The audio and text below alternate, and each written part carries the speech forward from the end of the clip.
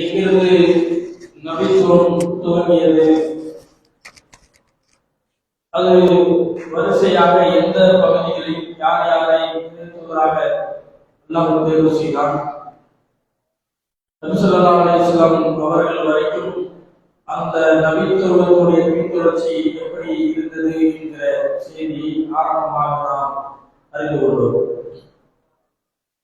அடுத்து சூரா யூசுஃபை பொறுத்த வரைக்கும் அல்லாஹ் ரப்பல் ஆலமீன் அந்த வரலாற்றை சொல்வதற்கு முன்பாக இந்த வரலாறு அஹ்ஸனுல் கஸஸ், அழகிய வரலாறு என்று அல்லாஹ் கூறுகிறார். இந்த வரலாற்றை நாம் நமக்கு சொல்வதன் மூலமாக பல படிப்பினைகள் இருக்கிறது என்பதை சொல்லி காட்டுகிறார். யூசுப் அலைஹிஸ்ஸலாம் அவர்களுடைய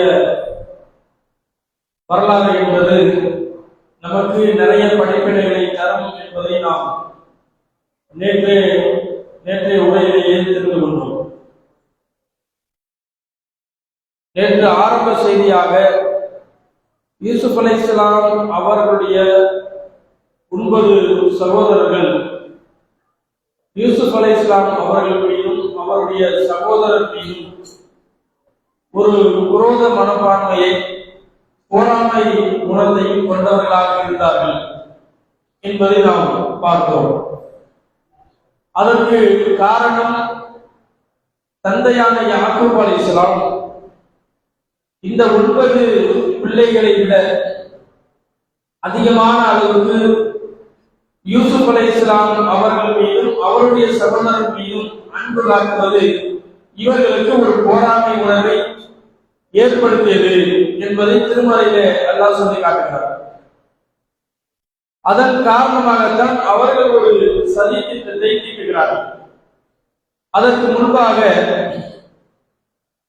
யூசுப் அலைஹிஸ்ஸலாம் அவர்கள் கனவிலே சில காட்சிகளை காண்கிறார்கள். அந்த கனவிலே கண்ட காட்சியை தன்னுடைய தந்தையிடத்திலே அழகான முறையிலே எடுத்து சொல்கிறார்கள். அப்போது தந்தையான யாக்கூப் அலைஹிஸ்ஸலாம் அவர்களும் அதனை செவிதாழ்த்து கேட்கிறார்கள். ஒரு சின்ன பிள்ளை ஒரு கனவு கண்டு அதை சொல்கிற நேரத்தில் எந்த தந்தையாவது அதனை செவிதாழ்த்து கேட்பாங்களா? கேட்க மாட்டாங்க. ஆனால் யூசுப் அலைஹிஸ்ஸலாம் அவருடைய தந்தை அந்த கனவை பற்றி கேட்கிறார்கள். அதுல அவர்கள் கண்ட காட்சி என்பது ஒரு நடைமுறைக்கு சாத்தியம் இல்லாத ஒரு காட்சி. அவர்கள் என்ன காண்கிறார்கள் என்றால் 11 நட்சத்திரங்கள். இன்னி ரஅய்து அஹத அஸரா கௌகம், நான் அதிலே 11 நட்சத்திரங்களை கண்டேன். வஸ்ஸம்ஸ வல் கமர ரஅய்துஹு, சூரியனையும் சந்திரனையும் கண்டேன். எவ்வாறு கண்டேன் என்றால் லீ சாஜிதி, எனக்கு சுஜூது செய்வது போல நான் கண்டேன். இதை யூசுப் அலைஹிஸ்ஸலாம் அவர்கள் தந்தை இடத்துல சொல்றாங்க. 11 நட்சத்திரங்களை பார்க்கிறாங்க, சூரியனையும் சந்திரனையும் பார்க்கிறாங்க. இது சாதாரண ஒரு கனவு. அதுல வித்தியாசமாக நினைப்பதற்கு ஒன்று இல்லை. ஆனால் 11 நட்சத்திரமும் சூரியனும் சந்திரனும் எனக்கு பணிவது போல, சுஜூதுக்கு என்ன விளக்கம் என்பதெல்லாம் நம்ம அப்புறம் பார்ப்போம். எனக்கு சுஜூது செய்வது போல நான் கண்டேன் என்று யூசுப் அலைஹிஸ்ஸலாம் சொல்றாங்க. இதை கேட்ட உடனே யாக்கூப் அலைஹிஸ்ஸலாம் சொல்றாங்க, காலையா புனைய, என்னுடைய அருமை மகனே, லா துக்ஸுஸ் ருயாக அலா இஸ்வதி, உன்னுடைய இந்த கனவை பற்றி உன்னுடைய சகோதரர்களிடம் சொல்லாதே. அவர்கள் உனக்கு எதிராக ஏதாவது சதி செய்யக்கூடும். மனிதர்களுக்கு சைத்தான் பகிரங்க எதிரியாக இருக்கிறான் என்று சொல்றாங்க. இது அவங்க ஒரு கெட்ட தந்தை என்பதற்கு உதாரணம் கிடையாது. அவர்களுக்கு தெரியும் இது ஒரு நல்ல கனவு, இந்த கனவு ஒரு நல்ல கனவு என்று அவர்களுக்கு தெரியும். ஆனா விளக்கம் தெரியல. இது ஒரு நல்ல கனவு, இந்த கனவை உன்னுடைய சகோதரத்தில் நீ சொன்னால் அவர்கள் உனக்கு எதிராக ஏதாவது சதி செய்து விடுவார்கள். என்னதான் அவர்கள் உன்னுடைய சகோதரராக இருந்தாலும் கூட சைத்தான் மனிதர்களுக்கு பெரிய எதிரியாக இருக்கிறான், அதனால சொல்லாத என்று தந்தை சொல்றாங்க.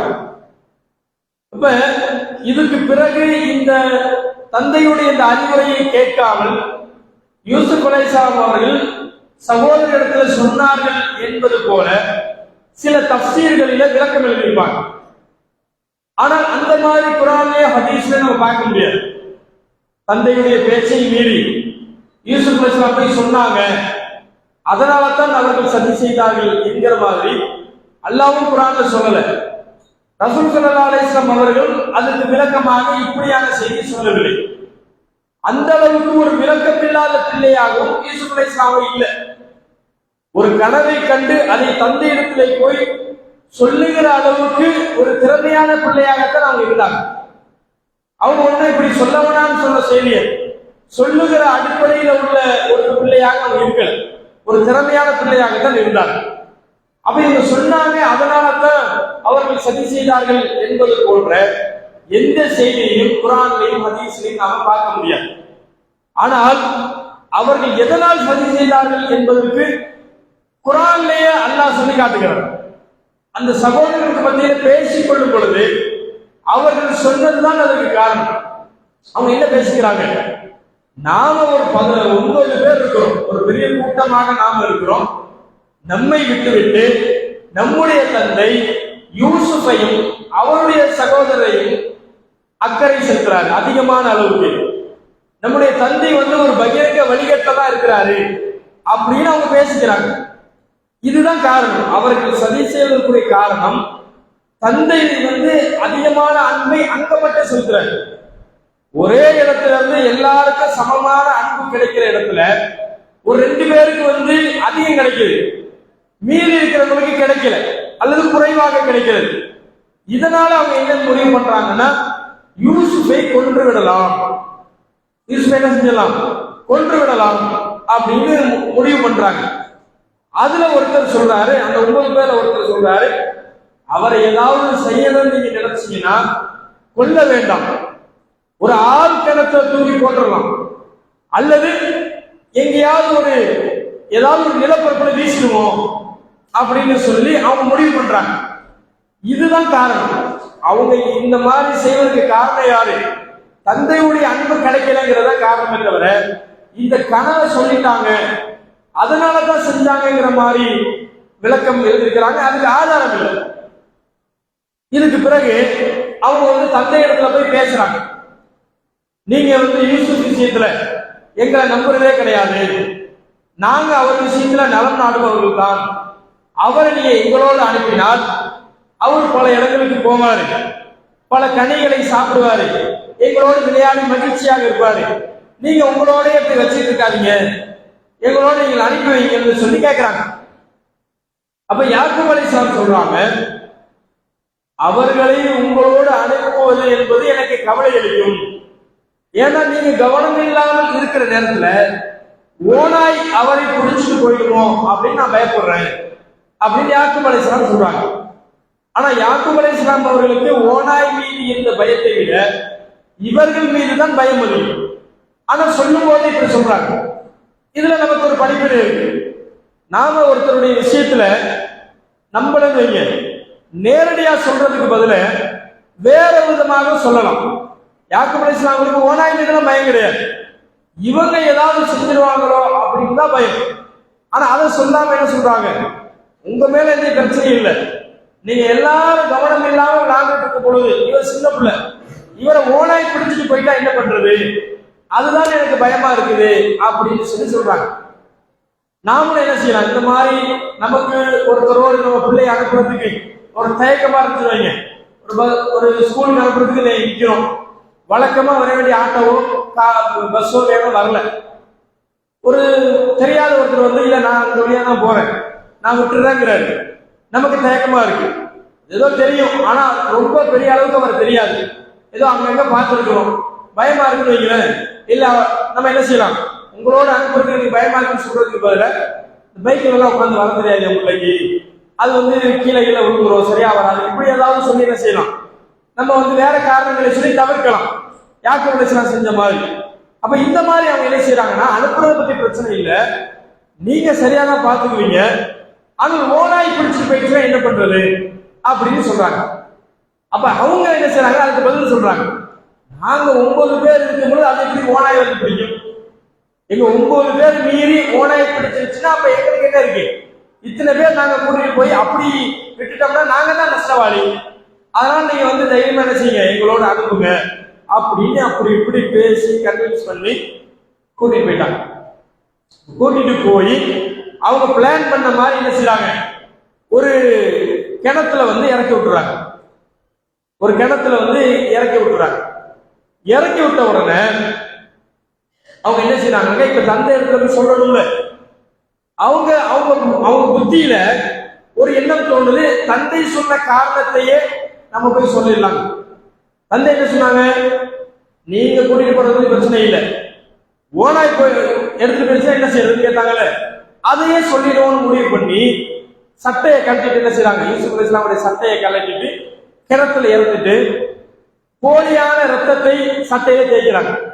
ஏதோ ஒரு ஆட்டையோ அல்லது ஏதோ ஒரு பறவையோ அறுத்து அதனுடைய ரத்தத்தை என்ன செஞ்சிருக்கலாம், தேய்ச்சிருக்கலாம். நல்ல விளக்கமான சொல்லல, ஒரு படிப்பினையாக இந்த வரலாறை எல்லாம் சொல்றது காரணத்தினால முழுசா விளக்கமா எல்லாத்தையும் என்ன சொல்ல மாட்டோம், எது தேவையோ அதை மட்டும் தான் சொல்லியிருக்கோம். அப்ப அந்த மாதிரி ஒரு ரத்தத்தை தேய்த்து கொண்டு நேரா அழுது கொண்டே இரவுல அழுது கொண்டே தந்தை இடத்துல வராங்க. எங்களுடைய தந்தையே இந்த மாதிரி ஆயிடுச்சு, நாங்க எல்லாரும் போட்டி வைத்து ஒருவருக்கு ஒருவர் ஓடினோம், எங்களுடைய பொருட்களுக்கு அருகில யூசுஃபை நிறுத்தி வைத்திருந்தோம், பொருளை பாதுகாக்க யூசுஃபை நிப்பாட்டிட்டு நாங்க எல்லாம் ஓட்ட பந்தை வைத்து ஒருத்தருக்கு ஒருத்தர் ஓடினோம், அந்த நேரத்தில் ஓனாய் பிடித்து விட்டது, இதோ பாருங்க சட்டை, சட்டையில ரத்தம் தடவிய அந்த ரத்த காயத்தோடு காட்டுறாங்க.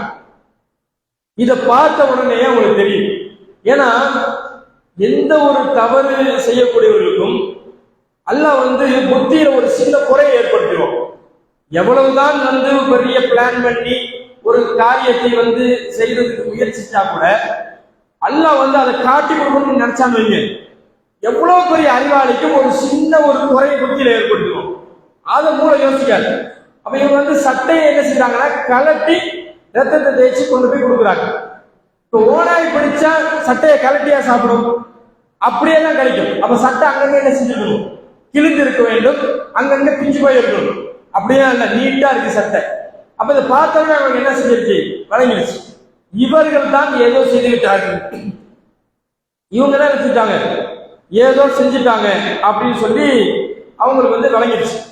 விளங்கின உடனே அவங்க சொல்றாங்க, உங்களுக்கு உங்களுடைய அந்த உள்ளம் ஏதோ ஒன்றை அழகாக காட்டியிருக்கிறது. அதை பார்த்த உடனே சொல்றாங்க, கால பல் சப்பலத்துலக்கும் அன்சசகும் அம்ரன் ஃபஸபுரன் ஜமீல், உங்களுடைய உள்ளம் உங்களுக்கு ஏதோ ஒன்றை அழகாக காட்டியிருக்கிறது, நான் வந்து அழகிய பொறுமையை கடைபிடிக்கிறேன்.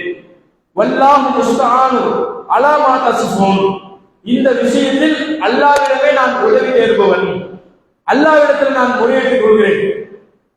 நான் என்ன செய்ய போறதில்லை, நான் வந்து இதை பத்தி பேசி குழம்ப போறதில்லை, அழகிய பொறுமையை நான் கடைபிடிக்கிறேன். இது குர்ஆன்ல சில இடங்கள்ல இந்த மாதிரியான வார்த்தைகள் வரும், ஃபஸ்பிர் சபுரன் ஜமீலா, அழகான பொறுமையை மேற்கொள்வீராக, வஸ்ஃபால் சஃபால் ஜமீலா, அழகான மன்னிப்பாக மன்னித்து விடுங்கள், வஹுஜுஹும் ஹஜ்ரன் ஜமீலா, அழகான வெறுப்பாக வெறுத்து விடுங்கள். இப்படின்னு நிறைய இடங்கள்ல இப்படி அழகுங்கிறது சேர்ந்து வரும். சரி, பொறுமை நமக்கு தெரியும், கேள்விப்பட்டிருக்கோம், பொறுமையா இருக்கிறது. அழகிய பொறுமைனா என்ன, அழகிய பொறுமைனா என்ன, அழகிய வெறுப்புனா என்ன, அழகிய மன்னிப்புனா என்ன? பொறுமையா இருக்க நமக்கு தெரியும், அழகிய முறையில பொறுமையா இருக்கிறதா என்ன? அது வந்து இந்த யூசுப் சூராவுல வந்து யாக்கூப் அலைஹிஸ்ஸலாம் கடைபிடித்த பொறுமை தான் அழகிய பொறுமை. அவங்க என்ன செய்யறாங்க, உங்க யாரை பற்றியும் நான் எந்த விதமான முறைப்பாடும் வைக்க போறதில்லை, யாரிடத்திலையும் புலம்ப போறதில்லை, என்னுடைய கவலையையும் கண்ணீரையும் நான் அல்லாஹ்விடமே முன்வைக்க போகிறேன். இன்னமா அஸ்பு வஸ்ரி வ நுசுரி இல்லல்லாஹ், என்னுடைய கவலைகளையும் உள்ள குமுறல்களையும் அல்லாஹ்விடமே முறையிடுவேனே தவிர யார் இடத்துல புலம்ப போறதில்லை. நமக்கு பல நேரங்களில் பல விதமான கஷ்டங்கள், பல சோதனைகள், பல துன்பங்கள் ஏற்படும். ஆனா பல நேரங்களில் பொறுக்க முயற்சி செய்வோம். ஆனா என்ன செஞ்சிருவோம்? யாராவது ஒருத்தத்தை இதிலிருந்து சொல்லி குழம்பி ஆகும். யாராவது ஒருத்தத்தை சொல்றது பிரச்சனை இல்லை. சில பேருக்கு எல்லாத்தையும் புலம்புனாதான் நிம்மதி கிடைக்கும். நான் பண்ற கஷ்டம் இருக்கு பார்த்தீங்களா, உலகத்துல யாருக்கும் வரக்கூடாது, நான் ஏதோ பொறுமையா இருக்கேன், இதுக்கு ஒரு பொறுமை இல்லை. எல்லாத்தையும் சொல்லி சொல்லி அதை முறைப்பாடு வச்சு குழம்பி தள்ளி அதுக்கு பிறகு நான் பொறுமையா இருக்கேன் அப்படின்னு சொல்றதுக்கு பேர் பொறுமை கிடையாது. என்னுடைய கவலை, என்னுடைய துக்கம், என்னுடைய வேதனை, எனக்கு ஏற்பட்டிருக்கக்கூடிய இந்த சோதனை எல்லாவற்றையும் நான் அல்லாஹ்விடத்தில் மட்டும்தான் முறையிடுவேனே தவிர யாரிடத்துல நான் புலம்ப மாட்டேன், யாரிடத்துல முன்வைக்க மாட்டேன் என்று இறைவனுக்கும் எனக்கு மட்டும்தான் அது இருக்குமா? அப்படியே பொறுமையா இருக்காங்கல்ல, இதுக்கு பேர் தான் அழகிய பொறுமை. அதே அழகிய வெறுப்பு. ஒருத்தரை வெறுக்கிறோம் அப்படின்னா வெறுத்தா வெறுத்ததுதான். அதை என்ன செய்யக்கூடாது, நான் ஏன் வருத்தம் தெரியுமா, எதுக்காக வருத்தம் தெரியுமா அப்படின்னு காரணம் சொல்லி எல்லாத்தையும் சொல்லிக்க கூடாது. ஒரு தவறு செய்தவன் நமக்கு ஒரு தவறு செஞ்சாரு, நான் மன்னிச்சிடுறேன் அப்படின்னா அந்த மன்னிப்பு அதோடு விட்டுணும், அதை குறை சொல்லி இருக்க கூடாது. இதுதான் அழகிய பொறுமை, அழகிய வெறுப்பு, அழகிய மன்னிப்பு என்று குர்ஆன்ல பல இடங்கள்ல வரும். அப்ப அதை இந்த இடத்துல அவங்க செய்யறாங்க சொல்லி காட்டுறாங்க. நான் அழகிய பொறுமையை கையாளுகிறேன், நான் யாரிடத்திலும் எந்த விதமான முறைப்பாடுகளும் வைக்கப் போவதில்லை, அல்லாஹ் எனக்கு வழிகாட்டுவான் என்று என்ன செய்றாங்க அவங்க சொல்றாங்க. ஆனா இந்த இடத்துல யூசுப் அலைஹிஸ்ஸலாம் அவர்களுடைய நிலையில இருந்து நீங்க யோசிச்சு, இது உலகத்துல பெரிய கஷ்டம். ஒரு பிள்ளை நம் கண் முன்னே அது நோய்வாய்ப்படுது அல்லது இறந்து விடுகிறது அல்லது ஏதோ விபத்துல சிக்கிறது, அது உயிரோடு இல்லை அப்படின்னா கவலையா தான் இருக்கும். ஆனா ஒரு கட்டத்துல என்ன ஆயிடுன்னா உள்ளம் ஒரு நிலைக்கு வந்துடும், சரி அவ்வளவுதான், நம்ம பிள்ளை நம்ம கிட்ட இல்ல, நம்ம விட்டு போயிடுச்சு அப்படின்னு. ஆனா பிள்ளைக்கு என்ன நடந்துச்சு தெரியாத ஒரு நிலை இருக்கு பாத்தீங்களா, அது மிகப்பெரிய கொடுமை. இந்த நிலையை பல ஆண்டுகள் யாக்கூப் அலைஹிஸ்ஸலாம் அனுபவிச்சாங்க. என்ன நடந்துச்சுன்னே தெரியல. இவங்க சொன்னது உண்மையே கிடையாது. ஏன்னா அவங்க கொண்டு வந்த சட்டையை பார்த்தாலும் தெளிவா தெரியுது ஏதோ சரி செஞ்சிருக்கிறாங்க. இப்ப பிள்ளை என்ன ஆனிச்சு, எங்க இருக்குது, சாப்பிடுச்சா சாப்பிடலையா, எப்படி வளருது, இது எதுவுமே தெரியாமல் கவலை வர்றதுக்குல இது ரொம்ப பெரிய விஷயம். ஆனா இந்த மாதிரியான இக்கட்டான நிலையை கூட யாக்கூப் அலைஹிஸ்ஸலாம் என்ன செய்யறாங்க அப்படின்னா, நான் அழகான முறையில் பொறுத்துக்கிறேங்கிறாங்க. இந்த மாதிரியான பொறுமை நம்ம இடத்துல வேணும். நமக்கு நம்ம என்ன நினைப்போம்னா, பல சோதனைகள் வருகிற நேரத்துல வாழ்க்கையில பல வகையில சோதனை வரும். ஒரு திருமணம் பண்ணி மனைவியோட வாழணும், அதுல சோதனை வரும். பிள்ளைகள் விஷயத்துல சோதனை வரும். பொருளாதார ரீதியாக சோதனை வரும். நல்ல நிலையில இருந்திருப்போம், திடீரென ஒரு பெரிய ஒரு இழப்பு ஏற்பட்டிருக்கும். இப்படி பல வகையில சோதனை வரும். ஆனா நம்ம உள்ளத்துல அந்த நேரத்துல ஒரு எண்ணம் ஏற்பட்டு தெரியுமா, நான் அல்லாஹ்வுக்கு என்ன செய்யல, நான் அல்லாஹ்வுக்கு ஐவேளை தொழுது, நான் என்னுடைய கடமைகளை சரியாக செஞ்சேன், நான் யாருக்கும் துரோகம் செய்யல, யாரை இதை சொல்லி நான் அபகரிக்கல, யாருக்கும் எந்த கருதலும் செய்யல, எனக்கு அல்லாஹ் இப்படிப்பட்ட சோதனை தந்தானே அப்படின்னு நம்ம என்ன செஞ்சுவோம், நம்ம குறைபட்டுக்குவோம். இந்த இடத்துல பாருங்க, ஒரு யார், யாக்கூப் அலைஹிஸ்ஸலாம் ஒரு இறை தூதர், அல்லாஹ்வின் மீது நம்பிக்கை கொண்டவர், அல்லாஹ்வுடைய வஹியை பிரச்சாரம் செய்தவர், எல்லா கட்டத்திலையும் அல்லாஹ்வுக்கு கட்டுப்பட்டு வாழ்ந்தவர். அவங்களுக்கு அல்லாஹ் கொடுத்த சோதனை என்ன, ரொம்ப அன்பு வைத்திருந்த, அதிகமான பாசம் வைத்திருந்த ஒரு பிள்ளை என்ன ஆனது, எங்கே போனது, எந்த நிலையில இருக்குது அப்படின்னு தெரியல. ஆனா பொறுமையா இருக்கிறாங்க. எது வரைக்கும்? ஓராண்டு, 2 ஆண்டு, 1 வாரம், 2 வாரம், வருட கணக்கில் இது நீடிக்கிறது. இதே நிலைதான் யூசுப் அலைஹிஸ்ஸலாம் வரும். யூசுப் அலைஹிஸ்ஸலாம் சின்ன பிள்ளை. அவங்களுக்கு பாருங்க என்ன பெரிய கஷ்டம், தன்னுடைய சொந்த சகோதரர்களாலேயே, யாராலேயும் இல்ல, சொந்த சகோதரர்களாலேயே என்ன செய்யப்படுது, சதி செய்யப்படுகிறது. இதைத்தான் தந்தை ஆரம்பத்தில் அழகான அறிவுரை செஞ்சாங்க. அந்த கனவு காண்டு தந்தையில சொன்ன உடனே நீங்க சொல்ல வேணாங்கிறாங்க.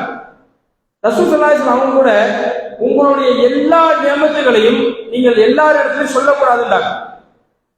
உங்களுடைய எல்லா நியமத்துகளையும் நீங்க எல்லாத்தையும் சொல்லக்கூடாது. ஏன்னா மனிதர்கள்ட்ட பொறாமை குணம் இருக்கும். அந்த பொறாமை குணத்தின் காரணமாக அவர்கள் உங்களுக்கு எதிராக ஏதாவது சதி செய்வாங்க. ஆனா எல்லா உங்களுடைய நியமத்துகளையும் எல்லாரிடத்தும் நீங்க சொல்லக்கூடாது. உங்களுக்கு நம்பகமானவர்கள், உங்கள் மீது நலம் நாடுபவர்கள், உங்கள் மீது அக்கறை வைக்கக்கூடியவர்கிட்ட மட்டும்தான் சொல்லணும். இது ரசூல் ஸல்லல்லாஹு அலைஹி வஸல்லம் அவங்க சொன்ன அறிவுரை. அதே மாதிரி இந்த கனவு விஷயத்துல ரசூலுல்லாஹி என்ன சொன்னாங்க தெரியுமா? நீங்க ஒரு நல்ல கனவை காண்கிறீர்கள் என்றால் அதை நீங்க என்ன செய்யக்கூடாது, எல்லாத்தையும் சொல்லிட்டு இருக்க கூடாது. யார் உங்களுக்கு நம்பிக்கையானவர்களோ, உங்கள் மீது அக்கறை உள்ளவர்களோ அவர்கள்ட்ட மட்டும்தான் சொல்லணும். உங்களுக்கு எதிரானவர்கள் எப்படி சொல்லிக்கிறீங்க, அவங்க என்ன செய்வாங்க, இதெல்லாம் ஒரு கனவாங்க, இப்படி உலகத்துல எங்கேயாச்சும் நடக்குமா, இதெல்லாம் ஒரு வீணான விஷயம் அப்படின்னு சொல்லி நம்ம என்ன செய்வாங்க, நம்முடைய உள்ளத்தை வந்து கொஞ்சம் உட்கார வச்சுருவாங்க. அதனாலதான் ரசூலுல்லாஹ் சொன்னாங்க, நீங்க எல்லாத்தையுமே உங்களுடைய நல்ல விஷயங்கள், நல்ல கனவுகள், உங்களுடைய நல்ல ஞானங்களை எல்லாம் எல்லாத்தையும் சொல்லிட்டு இருக்க கூடாது அப்படின்னாங்க. அதே மாதிரி கெட்ட கனவை கண்டால் யாரிடமும் சொல்லக்கூடாது, யார்கிட்டையும் சொல்லக்கூடாது.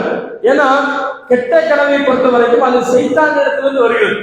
சைத்தான் எப்போதுமே அதை நிறைவேற்றுவதற்கு ஏதாவது ஒரு வழியை தேடிக்கொண்டே இருப்பான். அந்த வழிக்கு நாமளே காரணமா இருக்கக்கூடாது. நாம போய் ஒருத்தர் சொல்ல, அவருக்கு விளக்கம் தெரியாம அதுக்கு வேற ஏதாவது ஒன்று சொல்லி அதனால நம்ம ஒரு அப்செட் ஆகி அது மூலமாகவே நமக்கு பாதிப்பு ஏற்படக்கூடாதுங்கிறதுக்காகத்தான் ரசூலுல்லாஹ் என்ன செஞ்சாங்க, கெட்ட கனவு கண்டீங்கன்னா யாரிடத்துலயும் சொல்லாதீங்க. யாரிடத்துல நம்ம என்ன செய்வோம், யாரிடத்துலயும் இதை சொல்லல, உங்கள்கிட்ட மட்டும்தான் சொல்றதுன்னு சொல்லி எல்லாத்தையும் சொல்லிடுவோம். அப்ப ரசூலுல்லாஹி ஸல்லல்லாஹு அலைஹி வஸல்லம் கனவு மூணா பிரிச்சாங்க. நல்ல கனவு, கெட்ட கனவு, மூணாவது ஒரு மனிதன் தனக்குள்ளே பேசிக் கொள்வது. அவன் வந்து பகல் நேரங்கள்ல பல விஷயங்களை கவனிச்சிருப்பான், பல வேலைகளை செஞ்சிருப்பான், அது எல்லாம் அவங்க உள்ளத்துல இருக்கும். இது எல்லாம் என்ன செய்யணும், மனதுக்குள்ள வந்து அப்படியே போய் வெவ்வேறு விதமான ஒரு காட்சியாக காட்டும். அதுக்கு வந்து நம்ம சொல்லவே முடியாது. சில கனவுகள் காணுவோம், அந்த கனவு நமக்கு நல்ல ஞாபகம் இருக்கும், காலையில இருந்து சொல்லுவோம். ஆனால் சில கனவு காணுவோம், அந்த காட்சிகள் ஒண்ணுக்கு ஒண்ணு தொடர்பே இருக்காது. திடீர்னு பார்த்தா அமெரிக்கால இருக்கிற மாதிரி இருக்கும், அப்படியே பார்த்தா திடீர்னு ஒரு வதப்புரியில உணர்ற மாதிரி வரும். இப்படி கண்ணாமனான்னு வரும் சில கனவுகள். இதெல்லாம் கனவே கிடையாதுங்கிறாங்க. இது ஒரு கனவே இல்லை. நல்ல கனவு கெட்ட கனவு ரெண்டு இருக்கு. இந்த மாதிரி ஒரு ஒண்ணுக்கும் ஒரு காட்சிக்கு இன்னொரு காட்சியும் தொடர்பு இல்லாமல் வருது. அது மனிதனுடைய உள்ளத்துல அவன் வந்து அதையே போட்டு நினைச்சிட்டு இருக்கிற போது அதெல்லாம் கன்ஃபியூஸ் ஆகி கனவு வரும். இப்படி மூணா பிரிச்சாங்க. இதனால்தான் யாக்கூப் அலைஹிஸ்ஸலாம் தன்னுடைய தந்தைக்கு அழகான அறிவுரையை சொன்னாங்க. இந்த கனவை நீங்க என்ன செய்யணும், உங்க சகோதரர்களை சொல்ல வேணாண்டாங்க. ஆனா என்ன ஆயிடுச்சு, இவர்கள் வந்து ஏற்கனவே செய்த சதியின் காரணமாக கொண்டு போய் என்ன செய்தாங்க, அந்த கிணத்துல போட்டு விட்டாங்க. போட்டுட்டு தந்தையில வந்து இப்படி ஒரு காரணம் சொல்லிட்டாங்க. இப்ப இதோடு அல்லாஹ் என்ன செய்யறாங்கன்னா, யூசுப் அலைஹிஸ்ஸலாம், யாக்கூப் அலைஹிஸ்ஸலாம் அந்த சகோதரர் இவங்க சம்பந்தமான செய்தியோடு அல்லாஹ் முடிக்கிறான். ஏன்னா அல்லாஹ்வை பொறுத்தவரை எல்லாத்தையும் சொல்லிட்டு இருக்க மாட்டோம், எது தேவையோ அதை மட்டும் தான் சொல்லுவோம். அதுக்கு அடுத்தது கிணத்துல போட்டு இவங்க போயிட்டாங்க. போன பிறகு என்ன நடக்குது அப்படின்னாக்கா, அடுத்து ஒரு வாகன கூட்டம், ஒரு பிரயாண கூட்டம் என்ன செய்யுதுனாக்கா அந்த வழியாக வருகிறது. வந்து பிரயாண கூட்டம்னால எப்போது என்ன செய்வாங்க, ஒரு குறிப்பிட்ட அளவு தண்ணி வச்சிருப்பாங்க. தண்ணி தீர்ந்த உடனே தண்ணி கிடைக்கிற ஏரியாவை கண்டாங்கன்னா, ஒரு கிணத்தை கண்டாங்கன்னா போய் அதுக்கு என்ன செய்வாங்க, தண்ணி எடுப்பதற்காக ஒரு தண்ணி எடுப்பாங்க. அதே மாதிரி அந்த கூட்டத்துல தண்ணி எடுக்கிறதுக்கு ஒரு பொறுப்பாளர் இருப்பார். அவர் அனுப்பி வைக்கிறாங்க, ஒரு கிணறு இருக்குது போய் தண்ணி எடுத்துருவாங்க அப்படின்னு அனுப்பி வைக்கிறாங்க. அவர் போய் என்ன செய்யறாங்கன்னா அதுல தல்வா வாளியை வந்து கிணத்துக்குள்ள இறக்கி தண்ணி எடுத்து தூக்குறாரு. தண்ணியை எடுத்து வாளியை தூக்குனாக்கா சொல்றாரு, காலையா புஸ்ரா, இதோ நற்செய்தியை பாருங்கள், ஹாதா குலாம், கிணத்துக்குள்ள ஒரு சிறுவன் இருக்கிறான் அப்படின்னு சொல்லிட்டு சொல்றாங்க. சிறுவன்னா சாதாரண சிறுவன் இல்ல, மிக அழகான ஒரு சிறுவன். அதோட அவங்க என்ன செய்யறாங்கன்னா, அந்த குழந்தையை எடுத்த உடனே ஏதோ ஒரு வர்த்தக பொருள் கிடைத்ததாக நினைத்துக் கொண்டு மறைத்துக் கொள்கிறார்கள். அதை எடுத்த உடனே என்ன செஞ்சாங்க, மறைச்சிடறாங்க. பொதுவா ஒரு இடத்துல ஒரு சின்ன புள்ள தனியா நிக்குது அப்படின்னா நம்ம என்ன நினைப்போம், இது யார் வீட்டு புள்ள, எப்படி எங்கம்மா நீ தனியா வந்துட்டீங்க, யார் ஒரு வீடு எங்க இருக்கு, உங்க அம்மா அப்பா யாரு அப்படின்னு விசாரிப்பாங்க. அல்லது அவங்களே சிரமப்பட்டு தேடி கண்டுபிடிச்சு விடுவாங்க. இல்ல ஏதாவது ஒரு பொதுவான ஒரு ஆட்டை போய் ஒப்படைப்பாங்க. இதான உலகத்துல நடக்கும். இவங்க என்ன செய்யறாங்கன்னா, அந்த குழந்தைய வாளிலிருந்து எடுத்த உடனே நமக்கு ஏதோ பெரிய ஒரு பொருளாதாரம் கிடைச்ச மாதிரி எடுத்து அதை மறைச்சுக்கிறாங்க. அவர்கள் மறைக்கும் பொழுது அல்லாஹ் சொல்லி காட்டுகிறான், அவர்கள் மறைத்து கொண்டதை அல்லாஹ் அறிந்தவனாக இருக்கிறான். இப்ப இதையும் நம்ம யோசிக்கணும். நமக்கு எதிராக சதி நடக்குது, நமக்கு எதிராக பல சூழ்ச்சிகள் நடக்குது. அந்த சூழ்ச்சிகளை நம்மால எதிர்கொள்ள முடியல, நாம் அதுக்கு ஆளாகிறோம். இந்த இடத்துல நமக்கு உதவுறதுக்கு ஆளே இல்லை அப்படிங்கிற ஒரு இடம் வருது வைங்க. அப்போ நாம் நினைவில் வைத்துக் கொள்ள வேண்டும், இதனை அல்லாஹ் பார்த்து கொண்டிருக்கிறான். யூசுப் அலைஹிஸ்ஸலாத்துக்கு அல்லாஹ் சொல்றான், அவர்கள் செய்த அந்த செயலை அல்லாஹ் பார்த்து கொண்டிருக்கிறான் என்று சொல்றாங்க. அப்ப இதே மாதிரி நாம என்ன செய்யணும், ஒரு இக்கட்டான சூழ்நிலை, உதவுறதுக்கு யாரும் இல்லை, பயங்கரமான சூழ்ச்சி செய்யறாங்க, அதை எதிர்கொள்ள முடியல, நாம தவிக்கிறோம். ஆனால் இந்த சந்தர்ப்பத்தில் அல்லாஹ் இதை கவனித்துக் கொண்டிருக்கிறான் என்கிற உணர்வு நமக்கு ஏற்படும். அப்ப அதுதான் அல்லாஹ் சொல்லி காட்டுறான். அவங்க எடுத்து மறைச்சிட்டாங்கல்ல, அதனை அல்லாஹ் கண்காணிக்கக்கூடியதாக இருக்கிறான் என்று அல்லாஹ் சொல்லி காட்டுறான். அப்புறம் என்ன பண்றாங்க அப்படின்னாக்கா, அவர்கள் அங்கிருந்து என்ன செய்வாங்க, எடுத்துக்கிட்டு போய் ஒரு இடத்துல விற்கிறதுக்காக போறாங்க. அவங்களுடைய வியாபார கூட்டம்னால பல ஊருக்கு பிரயாணம் பண்ணுவாங்க. அப்ப அங்கிருந்து சிரியாவுல இருந்து எங்க போறாங்கன்னா எகிப்துக்கு போறாங்க. அங்கிருந்து பக்கத்துல போனாலும் 1-2 பகுதிக்கு தான் போகணும். எகிப்துங்கிறது தரை வழியாக செல்வதற்கு அந்த காலத்துல என்ன இருக்குது, வழிகள் இருக்குது. அங்கிருந்து கொண்டுட்டு என்ன செய்யறாங்கன்னாக்கா, எகிப்துல போய் சந்தையில விற்கிறாங்க. சந்தையில பொருட்களை விற்கிற மாதிரி யூசுப் அலைஹிஸ்ஸலாம் அவர்களை விற்கிறார்கள். விற்கும் போது எப்படி விற்கிறாங்க தெரியுமா? அதே அல்லாஹ் சொல்லிக்காங்க, சரவு பி சமனன் பஹ்ரி, அவர்கள் அதாவது ஒரு அற்பமான விலைக்கு, எண்ணுவதற்கு எளிதான சில வெள்ளி காசுகளுக்கு விற்றார்கள். எடுக்கும் போது ஒரு பெரிய பொருளாக நினைச்சு எடுத்தாங்க, விற்கும் போது எப்படி வித்துட்டாங்க, சும்மா கிடைச்ச பொருள் தானே, அதை எடுத்து நம்ம ஒரு பெருமிதமான ஒரு பொருளை விற்கிறதுக்கு ஒரு விலை வச்சிருக்கோம்ல, அந்த மாதிரி இல்லாம ஒரு கடையில ரொம்ப நாளா விற்காத ஒரு பொருளுக்கு ஒரு விலை கேட்டா எப்படி விலை சொல்லுவாங்களோ அந்த மாதிரி என்றதுக்கு எளிதாக வரலாறு எண்ணலாம், அந்த மாதிரி ஒரு அற்பமான விலைக்கு அவர்களை விற்றார்கள் என்று அல்லாஹ் சொல்லி காட்டுறான். இப்படி வித்தது யாருக்கு வித்தாங்க அப்படின்னா, அதான் அல்லாஹ்வுடைய செயல். அல்லாஹ்வுடைய ஒரு நிர்வாகம், அல்லாஹ்வுடைய ஒரு செயல்ங்கிறது நம்ம நினைக்கிற மாதிரி தான் இருக்காது. அல்லாஹ் யாருக்கு விற்க வைக்கிறான் அப்படின்னா, அவர் அந்த நாட்டினுடைய பொருளாதார அமைச்சர், அந்த நாட்டினுடைய பொருளாதாரத்தை கையாளக்கூடிய பைனான்ஸ் மினிஸ்டர் அப்படி வச்சுக்குவோம். ஒரு நாட்டினுடைய பைனான்ஸ் மினிஸ்டர் அந்த யூசுப் அலைஹிஸ்ஸலாம் அவங்க விற்கப்படுறாங்க. அவர் என்ன பண்றாருன்னா, வாங்கிட்டு வீட்டுக்கு போறாரு. வீட்டுக்கு போய் தன்னுடைய மனைவி இடத்துல சொல்றாரு, அதாவது இவரை நான் விலைக்கு வாங்கிட்டு வந்திருக்கிறேன். ஆனா அவருக்கு என்ன தோணுதுன்னா, இவரை ஒரு வேலையாட்கள் மாதிரி, ஒரு பணிவிடை செய்யற ஆள் மாதிரி வச்சுக்கிறதுக்கு விரும்பல. ஏன்னா யூசுப் அலைஹிஸ்ஸலாத்துக்கு அல்லாஹ் ஒரு அவங்களுக்கே ஒரு சிறப்பு தந்திருக்கிறான், மிக அழகான குழந்தையாக அவர்கள் இருந்தார்.